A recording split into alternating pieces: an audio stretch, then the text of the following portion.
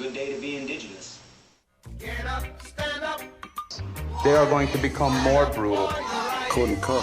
He didn't cut again. Because all the hippies were trying to be Indians anyway. They're going to become more repressive because it's a matter of dollars and their illusionary concepts of power. Hey, Victor. We must live in balance with the earth. And also with recent happenings at Wounded Knee. I am awake. Welcome to Native Roots Radio Presents I'm Awake, and I'm your host, Wakanja Hade. Hey, Kadagi to all my friends and relatives in four directions. You are listening to Native Roots Radio Presents I'm Awake, and I'm your host, Robert Pilot. Hey, we discuss local and national Native news and events, and as you know, Haley, Native issues are human issues, and human issues are Native issues. You are right, Dega. This portion of the show is supported by Native Roots Radio Network on Patreon, supporting Native news and events from Natives themselves. Native Roots Radio Network on Patreon. Hey, I'm like a broken clock. I'm right twice a day, and it's good. It's good. I just got to keep on touch of that. Hey, good news. St. Paul Pioneer Press put out an article that they will never go down to Wakan Teepee, the area again, and it'll never happen again. And so good things are coming out. And I know Maggie Lorenz put out a press release today, I believe, this morning, and there's some really good stuff on that. I'm kind of looking for it right now. But before I get too far into that, I want to say, hey, we got Leya coming back on today, and Leya Hale, and she's with PBS Twin Cities producer and has the movie out that with our friend Henry Boucher, and then we're going to be talking to Norma Flying Horse, and she's a award-winning designer, and we're going to be talking about some of the things that are going on in the field of design. And you know, we always have a problem with design. Design sometimes means appropriation. Design, there's every year you can go to some place like Target and find a really cool designed native stolen, and they say native inspired, but native stolen designs. And we ran into a lot of that at the fair too, the Minnesota State Fair. And I think anywhere where you get any kind of artists out there or art fair, there is some appropriation.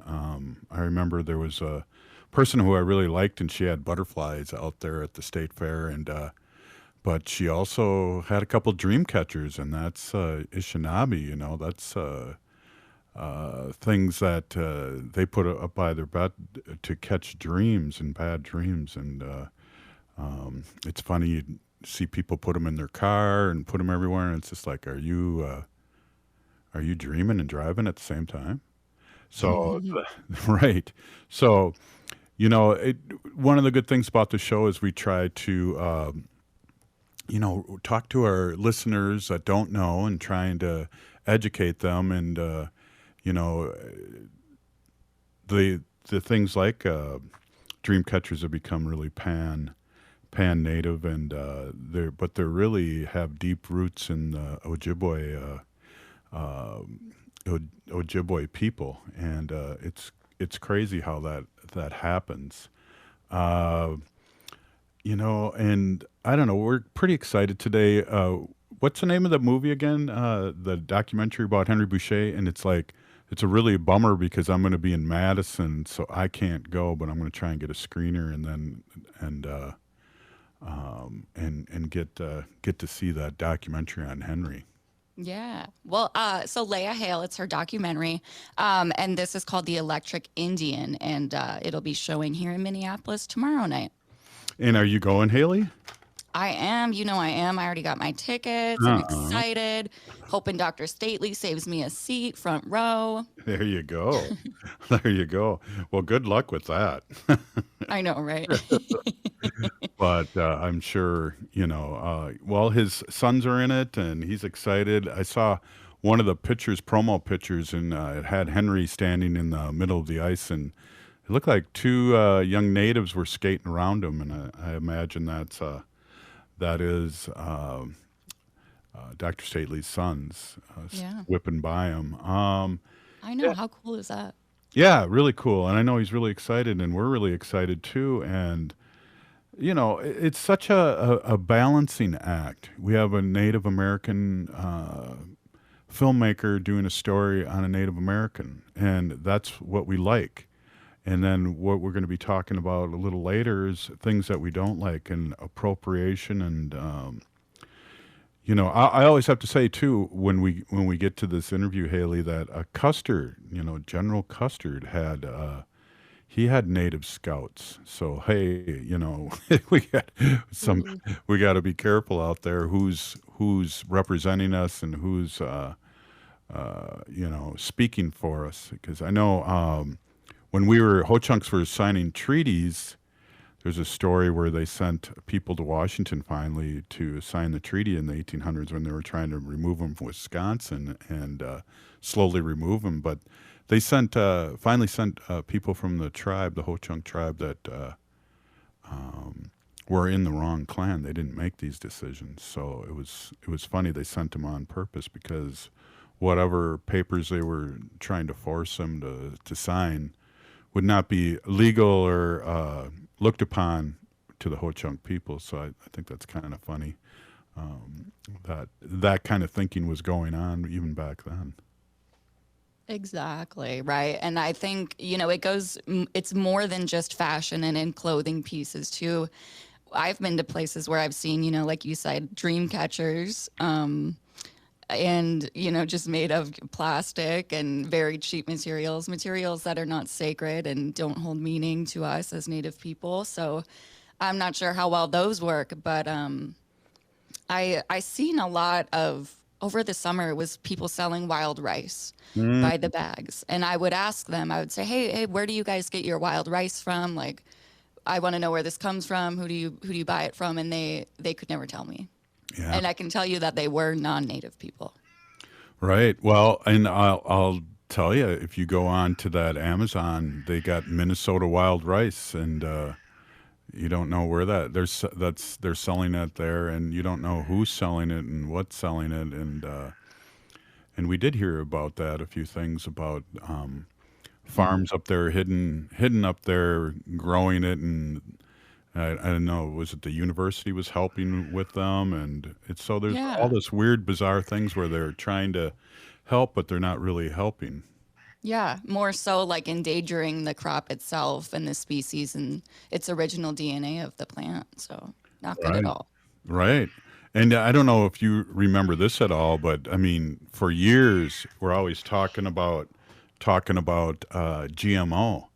And the farmers that were fighting that years ago to put up like GMO corn were getting fined when they put their own seeds out there, and that weren't GMO. And so this has been going on. Things like this have been going on. The battle. I mean, you look at native corn. It's purple. It's red. It's polka dots. It's not the bright yellow non-healthy food. I know. And that's funny you bring the corn up too, because I was out at a local, we could say pumpkin patch around my area here, and so they had a sign saying Indian corn. Yeah. So it was cool. Yeah, there's a lot of different colors of corn. So I would, look into that. It's cool. Anyways, are you going to be back in town from Madison this weekend, Dega? Yes. Friday we'll be doing a reunion show, not together, but I'll be, I guess, in the cities Friday. So I'll be back late Thursday. Awesome. But, I'll be doing the show from Madison, Wisconsin live, and we tested that out. So all else fails, something doesn't happen. Yeah, well, there's the Shakopee, Mdewakanton, and Sioux communities Winter Wachipi Winter Powwow is happening this weekend. It's always a good one. Always a good one. And again, if all else fails, Haley, you'll run a best of. Hey, Native Roots Radio presents I'm Awake, and up next, Leya Hale. We'll be right back.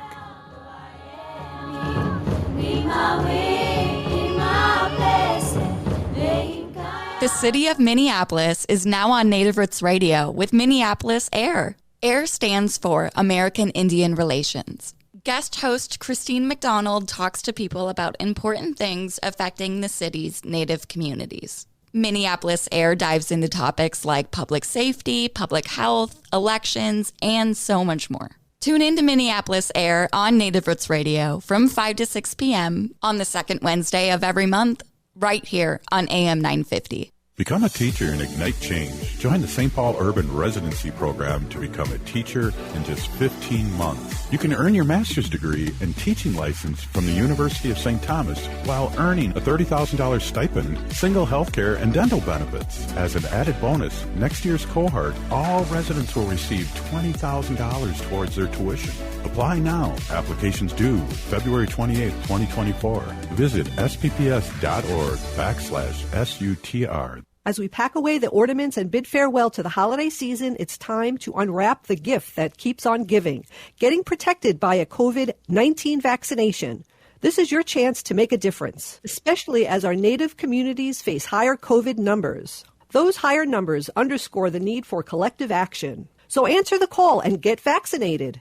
The latest vaccines are not just authorized, but they're proven effective against the current variants. This is extra protection even if you've already had previous vaccines, since previous vaccines will eventually wear off. Plus, the new shots are FDA approved for ages 6 months and up. A COVID vaccine is not just a shot. It's a pledge to safeguard the wisdom and stories handed down by our elders. So join the movement, get vaccinated, and make 2024 the healthiest year ever, securing a brighter future for our Native community. For more information, including details about clinics offering free vaccines, visit vaccines.gov. You're listening to Native Roots Radio. This is Spirit from Reservation Dogs. Get up and listen.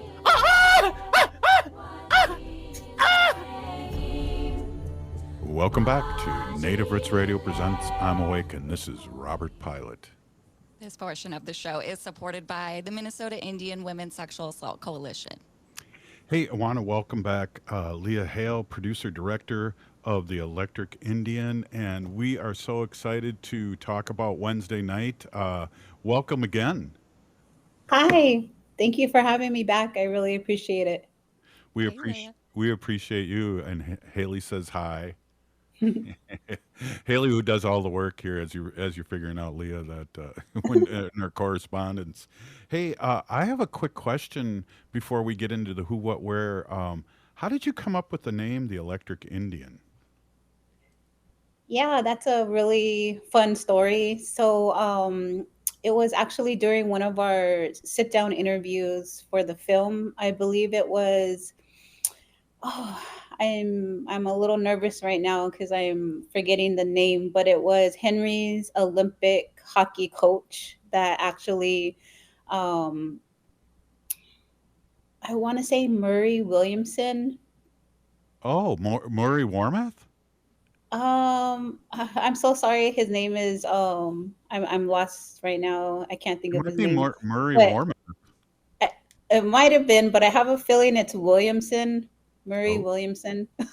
But anyhow, during Henry's past Olympic hockey coach, we asked if we could interview him to talk about Henry's time on the team. And when he referred to Henry, he said during his interview, we used to call Henry the Electric Indian. Wow. So it was actually during one of his during his interview that the title of the film came about, because he, just explained why they called him that and just really talked about his nickname. So it was his nickname. Wow. Okay, cool. Back in the Olympics, when he won the silver medal for, I believe it was the 72 Olympic team. Yes, it was 72. And the coach was Murray Williamson, by the way. Yes. Oh, I'm so glad I'm right. And I was wrong. Good. There you go, Haley. Glad I could help you out there, Leah. Hey, so let's talk about what's coming up here the 31st at 7 p.m. There's a post-screening and conversation with director Leah Hale. Where's this going to be, and how can people get there? Is it sold out, or what's happening? I'm not too sure if it's sold out, but if anyone's out there and they follow me on Facebook, they could definitely look on my Facebook page or go directly to the Minnesota Film Society, also has a link to it, or they could just look up the theater. It's going to be held at the Main Cinema in Minneapolis. So if you Google search any of those, which is also another way into it, is the film screening is actually a part of the Great Northern Film Festival. So if you look up the Great Northern Festival online, that's another way that you could find your way to purchasing a ticket. So I haven't received any updates right now on how many are left, but it's definitely worth a try.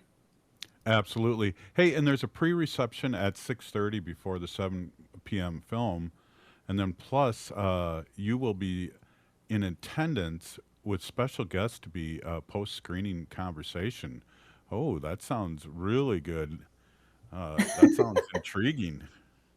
Yeah, definitely. I wanted to make sure that some of my, or hopefully most of my film production team will show up because I wanted to recognize them as well. After the film concludes, I wanted to take some time to, just talk a little bit about the role and, the effort it takes for a team to come together to do a production like this. So it would be a good opportunity if you're interested in film to get a listen on, just the behind the scenes skills that it takes to put a documentary together. So this was all on 4K video, right? And edited on Adobe Premiere, or Yeah, this was edited in Adobe Premiere. We actually we edit with a low resolution because it gets difficult yeah. having so much footage and editing it in 4K. So that's kind of like what my role is in the beginning. I'm not only the director and producer, but I'm also offline editor. So I'm the person that figures out the storylines and how they interweave with each other and bring it to a rough cut, and then finally Mhm. hand it off to an online editor, which is definitely somebody skilled in color correction and motion graphics and those types of things. But you get to look over their shoulder while they're editing, right? Yeah, definitely. It's almost a time for me to start focusing on other aspects of the project Mm. as well. It's nice to kind of just hand it over to somebody and let them work their magic on it and Mhm. utilize their talent and skills to enhance it even further. That's what's exciting about. There was a film called The Usual Suspects years ago. It was one of my favorite films in the '90s, and there were two young guys, young in their 20s, that did that movie, and it was an awesome movie. And there was a character called Kaiser Soze in it, and nobody knew who it was. And the long story short is they had a veteran editor edit that film, and they really didn't know who Kaiser Soze was either at the end. So editing is a very powerful job. Yeah, to me, I think that's where the story actually comes to life. It does take a lot of time to craft the story together, or else, it's just like home footage. So you really have to take time in figuring out, what the story you're going to tell, what themes that you want to come across, what moments are going to push the story forward. And, there's just so many different elements you have to consider when crafting a story. So it does take a lot of time. Yeah, his book, Henry Boucher Ojibwe, Native American Olympian, talks about the ups and downs of his life, especially after really getting his career taken away at such a young age. And he was such a great hockey player, to come out of the United States and then come out of Warroad and come out of Minnesota. It's a double-edged sword when you think about his story, because it is pretty sad, but it's also about, like you said in our last interview, resilience. Yeah, I totally agree with that. Really, I think when people first learn about this story, they're gonna think that we're gonna just learn about, which is true. A lot of the focus is on his hockey career, but really where the story really takes off is what he does once hockey was taken away from him.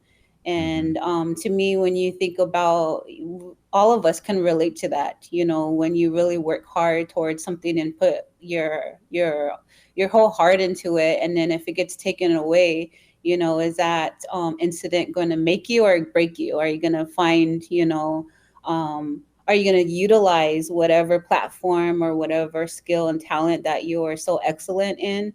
How are you going to utilize that to not only benefit, yourself and your family, but benefit a community and the larger community? So to me, I really, just like those ups and downs, and it's really relatable to everyone, all audiences. Yeah, absolutely. In the last 10 years of his life, I got to meet him and hang out with him, and he was really big in the mascots, anti-mascot, and really brought in a lot of power because he was a name. He was able to open doors, interviews on places that normal Native Americans wouldn't be able to speak their truth, and he had a lot of credibility to use that in a good way in his last 10 years of his life.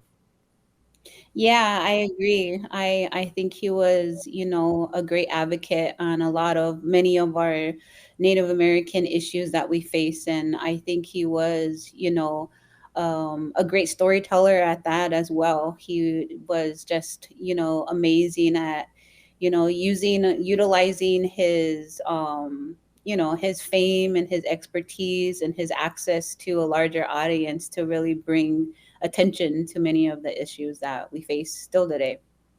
Absolutely. Hey, we're here with director, producer Leya Hale, and we're talking about The Electric Indian, a documentary about the late, great Henry Boucher here.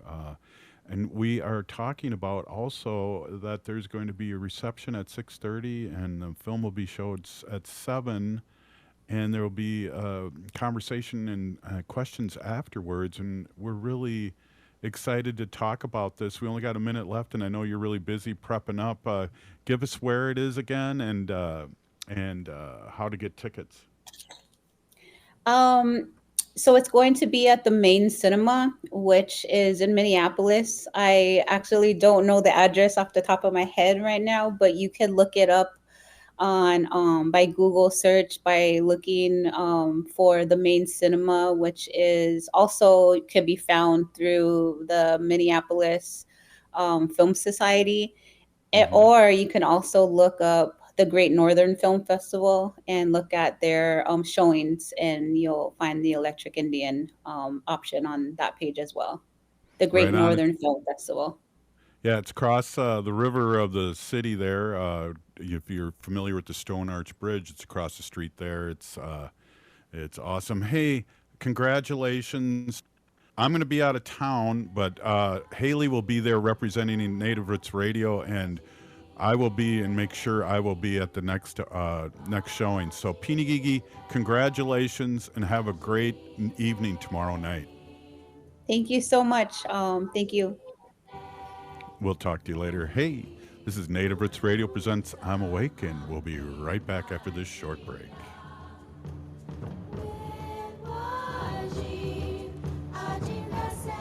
As we age, it's important to invest in our health and to help protect it. Like the flu, COVID-19 is always changing. That's why it's important to stay up to date on your vaccines. By getting the flu and COVID-19 vaccines, you can renew your body's defenses and lower the risk of getting sick. Get your health boost and protect yourself against the flu and COVID-19. Find vaccines near you at vaccines.gov. That's vaccines.gov. Life can be hard. Sometimes it feels like there's no answers, like there's no way out. Hennepin County's COPE Mobile Crisis Response is here to listen and help you find a way through whatever is going on in your life. Call 612-596-1223 for no-cost crisis support anytime, anywhere in Hennepin County. That number is 612 596-1223. J&S Bean Factory is a native-owned, community-supported, cozy, artsy coffee shop which offers roasted on-site beans, live music, and baked goods. Relax in the beautiful outside patio. City Pages writes, voted top 10 coffee shops. Tucked into a quiet corner of St. Paul's Highland Park neighborhood, this coffee shop roasts beans on-site from the best coffee-growing countries in the world. Located at 1518 Randolph Avenue, St. Paul. The good stuff.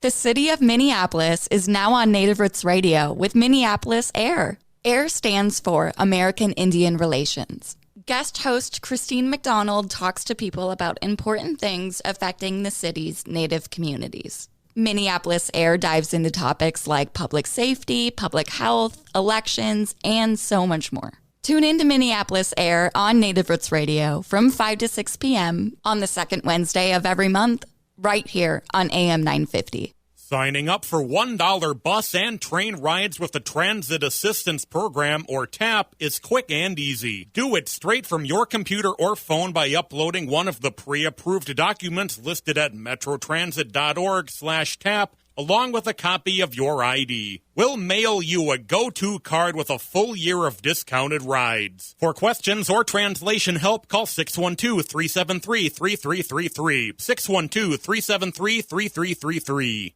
If the statistics say that 1 in 3 Native women and 1 in 6 Native men have experienced sexual assault in their lifetime, it means our whole community is affected by sexual violence. 1 is too many. Don't stand by, stand up. Don't engage in acts of sexual violence, and shut down the dirty jokes, the gossip, the victim blaming and shaming. As a community, we can change the way we respond. Contact the Minnesota Indian Women's Sexual Assault Coalition to attend a workshop to learn more. Sponsored by the Minnesota Indian Women's Sexual Assault Coalition. Think your company's safe? Your staff is working from home, right?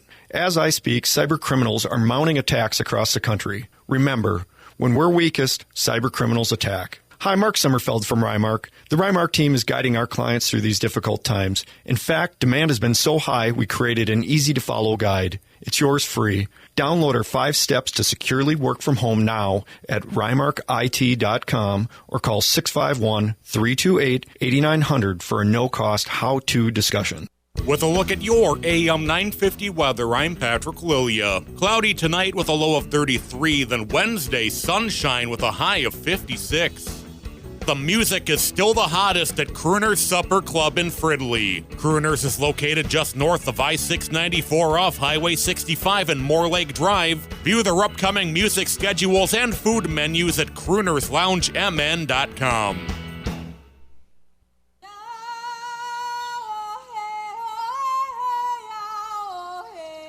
This is Leonard Peltier. I am in Coleman 1 U.S. Penitentiary, and I'm listening to Native Roots Radio. And we're back to Native Roots Radio presents I'm Awake, and this is Robert Pilot. This portion of the show is supported by J.S. Bean Factory in St. Paul. You can also order preferred coffee beans at JustStevesBeanFactory.com. Who's Justine? Just wow. Steve. I guess that's JS stands for Just Steve's. Yes. I think the story goes that there was 2 owners, and well, anyways, that's another show. Hey, we're going to have Norma Flying Horse, a.k.a. Red Berry Woman, on, and she's an award-winning fashion designer. And some of the things that we're going to talk about is really quite interesting that's going on here, but it's a Louis Louis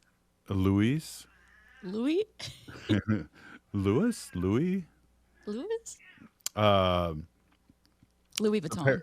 Louis Vuitton's Paris fashion show, and there's a lot going on, a lot of moving parts, and hopefully she'll come join us soon. But Haley, what do you know about this? It's pretty insane, and yet we talk about, we take a couple steps forward and then a couple steps back and then 3 forward, and this is what it seems like. And we talk about appropriation, and we talk about what happened in St. Paul, Minnesota with Walk On Teepee, and people really not knowing or paying attention to sacred grounds. And when you bead something or make something, whether it's art or jewelry, there's a prayer with every one of those strokes of the paintbrush or the bead that you put into something. Mm-hmm. Definitely. Yeah, I think native fashion and native designs is not something to just throw around for anything. Just to add to your show and your collection, to say that you added something native, or I'm not really sure. But this whole situation was a little confusing to me. I'm still a little bit confused by it. I was trying to read some other articles kind of defending, I guess we can just go out and say it. This is Pharrell Williams. Yeah. He's that, well, I know him by his music. I'm totally blanking on some of his songs. I know maybe that Happy song. That's the only Where it's one like, I I'm know. happy, clap along if you feel, or something. Oh, wow, Haley, you Ooh. can sing. Yeah, no. But yeah, Pharrell Williams, I guess, had his fall winter collection that came out in Paris Fashion Week.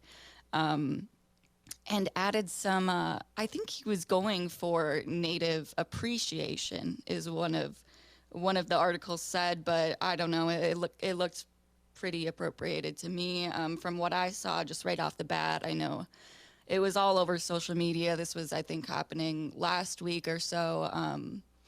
And there was a lot of controversy around it. So Pharrell Williams kind of designed this whole Western America themed fashion show with, right. And he did include, I think it was 5 native designers that are pretty well known across Turtle Island. Mm-hmm. And yeah, it didn't sit well with me. It was we were like, they brought in music and drummers, a drum group, and we were like, who are these people? We weren't seeing names or anything, and then it was portraying the West. So like the Wild West, it almost looked like down south, Arizona, New Mexico, and I think some of the designs and designers, were definitely northern natives, and so it was confusing. It didn't really make sense with the designs. Well, also Haley, too, what he proclaimed, and again, I was a fan of his because I was happy when he did that song. But he did a whole line of cowboys, and he said the original cowboys were African American, and the designs too. And that's cool and all in cool. But appropriation is appropriation, and I think even though, we have our guest here. Hey, hi. welcome. Hey, Norma. We're stumbling, Norma. We need your help here. We're talking about appropriation and the fashion show, and now we got you in as the expert. Welcome to Native Roots Radio. And thank you for having me. I'm so excited. And you are what is known as the Red Berry Woman, and I just want to say a big hello and a big peenie, and thank you so much for coming on. Yes, I'm so excited. When my cousin Leah, she's like, you need to go on this podcast and visit with them about, everything we talk about, and so she reached out and she's like, there, it's done. You're going to be on the podcast now. She didn't even give me a chance to say anything. So she's like, you're going to go visit with these guys. So I was pretty excited when I got the email. I was like, yay, this is going to be, I'm really excited to be able to visit about this topic, because I feel like, especially right now with everything happening in Hollywood, it's really important that we have dialect and narrative to this, so that people can try to understand why it is an issue, with a lot of us, especially those of us in the fashion community. Hey, just want to give you a heads up. This is a national radio show, so it's not a podcast. So if you swear we can't edit it, we'll just have to beep you out. Oh, wow. All right. Sounds good. I was just giving the background, Norma, of kind of the overview of Pharrell Williams' fashion show. And I don't know if you want to touch on that topic a little bit, but you might know a little bit more about me, or about it, than I do. Well, I don't know about the show itself, like how it came to be. That was a little confusing, I think, and that's why people were having these mixed emotions about it, I guess. From what I saw, when I watched the show, a lot of appropriation and a lot of perpetuation of stereotypes that we have tried to combat and to get rid of forever now, and in what, 25 minutes, he went and put almost every stereotype he could think of on this runway and called it fashion. And I'm just like, what's happening here? And so 25 minutes? What's that? I didn't know it was only a 25-minute show. Well, I mean, like, it's probably longer than that. But I mean, it literally took him minutes to continue to these stereotypes. And I must say, I'm a little disappointed. I thought he would have learned since the Elle magazine cover. But obviously, we're not visiting people.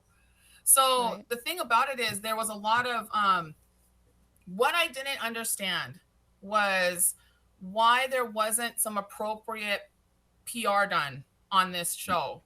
That right there, to me, was the disrespect of Pharrell and Louis Vuitton to Native Americans. That you literally did a show that is clearly, perpetuating stereotypes, and it clearly had no influence from the Native people that you had part of the show. And so, I've been in powwow my entire life. I've danced my entire life. My children dance. My grandfathers are the Mandaree singers, and they're legends. So I know what I'm talking about when I say that they flew so many natives over there they are spectacular dancers. They are the best of the best singers, dancers. Every one of those people that I either know personally or I know their family, I know them. So these are respectable people within our community, that they're not dancers and performers. They're people they're into the culture that they, that we're trying to keep alive. These are the people. He had so much knowledge and so much talent and so much everything when it came to our people on that runway, and he failed. He failed at doing us justice. And in fact, he did us a big injustice. So the whole thing was it took me a few days to kind of really get, because I wanted to do my research, which I looked at, and there wasn't a lot that talked about this show. And here's the other thing was, I got one interview sent to me.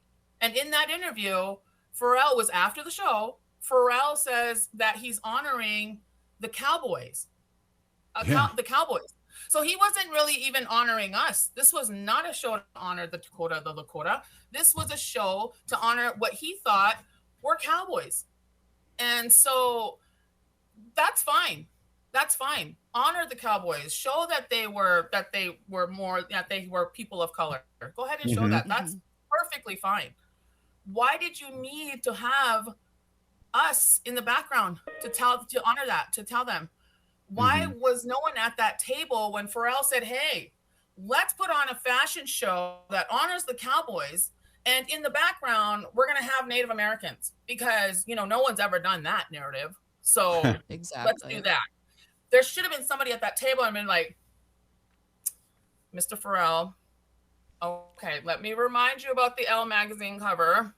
Right. Come on. Why weren't there any creative heads at that table saying, you know what? That is a horrible idea. Horrible. If you're going to honor Cowboys, leave the Indians out of it. Leave the indigenous people out of it, because we don't want to be Cowboys and Indians anymore. And the fact that you're standing here saying that, and we have the Dakota and Lakota here. As what? As what? What were they doing? Right. What were we doing? The minute he said Dakota, that was it. My big mouth started running. Yep. Yeah. My big mouth started going. Exactly. And exactly what I thought. I'm not mad at any indigenous person. I'm not upset with any one of those people. In fact, I feel like they were used. I feel like Pharrell owes us an apology, and we should get one. Yeah. It looked like a lot of representation, or what he was trying to go for was, you know, some of the southern native tribes. I mean, you could have included them a bit more, but it was a lot of, it didn't even fit the right location. Stereotype. Yep. You're trying to say you're honoring or you're acknowledging the Dakota and the Lakota. In fact, they had artists, Josie and her husband, Josie and Trey, do these beautiful bags, beyond beautiful. Why were those not the show? Why were all those dancers that you flew over there, why weren't they in outfits and dancing? We just need proper representation. I really feel like this wasn't it. This was so far from it.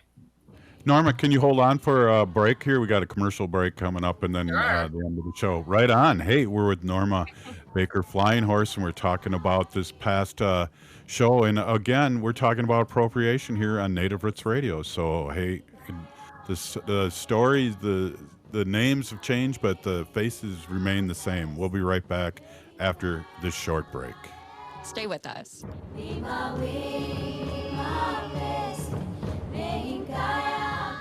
Hey, if you're like a lot of people, you're probably relieved that the holiday celebrations are over. But there's one thing that might stay with us from the holidays besides all those gifts, and that's COVID-19. Numbers from COVID are going up as we spend more time inside. And Native Americans are seeing even bigger case spikes. With all the indoor celebrations over the holidays, you may have unknowingly been exposed to someone with COVID-19. That's why it's important to stay vigilant. If you notice any symptoms like a fever, a tickle in the throat, or heavy fatigue, take an at-home test.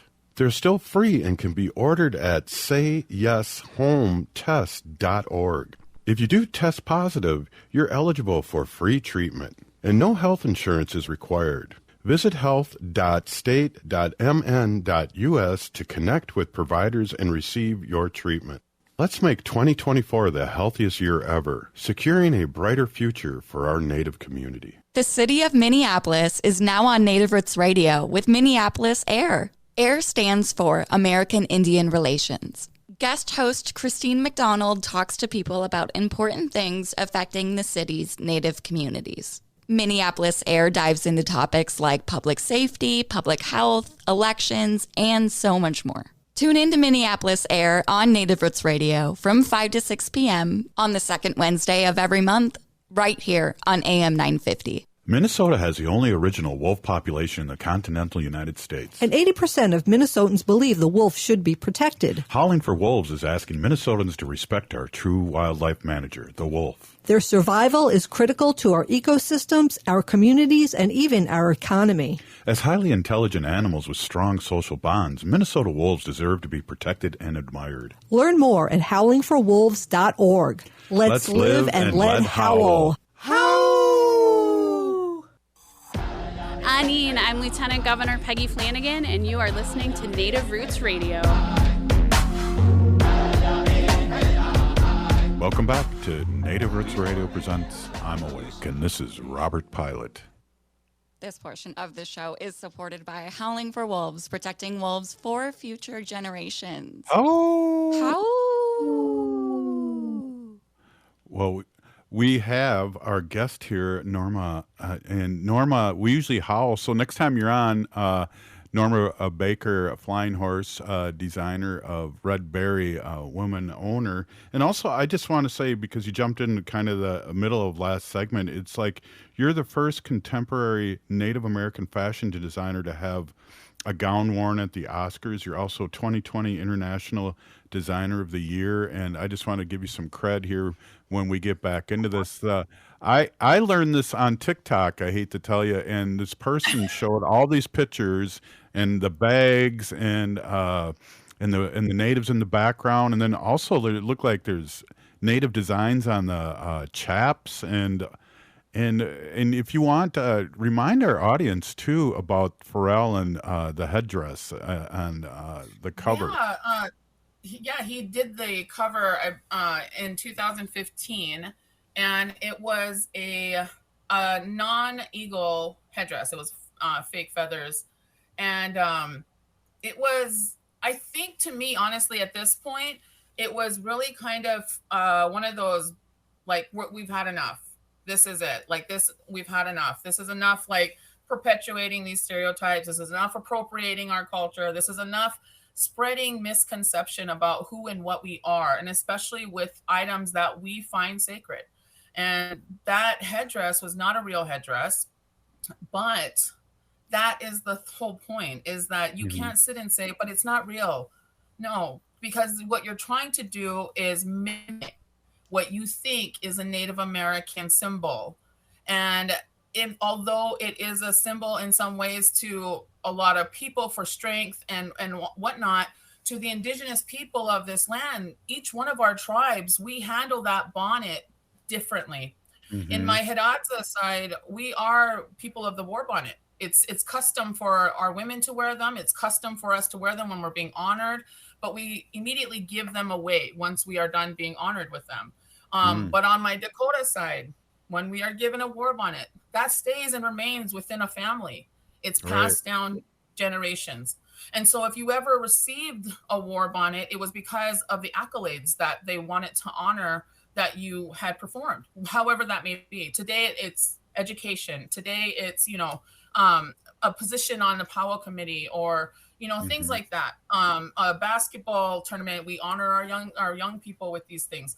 So the things that we hold sacred are, everyone thinks everything that about us is mystical and magical. And we were, like when we had a problem, we summon the spirits, and that's the kind of stuff that, for me, growing up an Army brat, I literally had people questioning me, oh, what is it that you can do? Do you ride a horse? Do you live in a teepee? Like things like that. And it's like, there's so much misconception, and even down to the way we look. I mean, I'm pretty, white passing.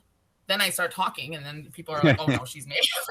Then I start talking like the auntie, and they're like, "Oh yeah, she's Indian." So, so it's like growing up, I always knew that I could pass for a white person, and it was easier for me to get through doors than it was for a lot of the people that I was related to and that I came from, and that I grew up with. I've seen people go through racism. Right now, my husband's going through that with the medical facility. He's being mistreated, and I believe it's because of his race. But I've never been the type to yell the racism card, because I myself have never experienced it in a manner which I feel I can, complain about it, I guess. But I do acknowledge it. I do acknowledge that these things are happening. And the reason my point is that when we have appropriation happening on runways, when we have appropriation happening on Halloween, when we have appropriation happening because somebody wants to look cute for a party in Hollywood, what that does is not only perpetuate the stereotypes that Hollywood has put out there from the beginning of time, but it also puts a lot of what we hold sacred in danger of being lost for the next generations. And the thing is, what people need to realize is we're not fighting for ourselves.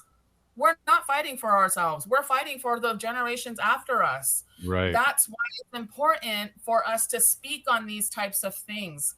And it really bothers me when someone has an opinion like this. It may be an opinion, but it's also fact. You are appropriating tribes when you are saying, anytime that someone has something to say about it, it's like they get shut down because, oh, you're stopping us from, celebrating the culture. I don't got no problem with people celebrating my culture. Just celebrate it right. Right. That's all I'm saying. Like, well, I have no problem with that. It's the old get over it. We're celebrating you, and we've dealt with that with. Now we have the Chiefs and the 49ers in a Super Bowl, where both of those names have been very disruptive and destructive for Native Americans for hundreds and hundreds and hundreds of years. Yeah. I have a quick question to ask you. There is a fashion show in New York in about 2 weeks. Are you involved with that at all? There are so many fashion shows. I'm not. The next one I have coming up is actually for the Reservation Economic Summit, RES. I'm actually headlining the fashion show there in March 11th. So, Is and I that do in believe California? you have to be an attendee. No, this one is in Vegas, Las Vegas. And you do have to be an attendee of the conference in order to attend the show, because it is made for people who have paid to be at the conference.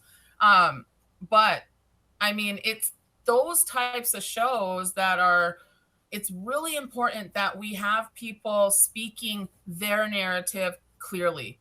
So there are 4 designers on a runway with this show. Let's use us as an example. One of us is Dakota, one of us is Lakota, one of us is Crow, and one of us is Hiradza, or more than one. You know, but what I'm saying is we're all from different tribes.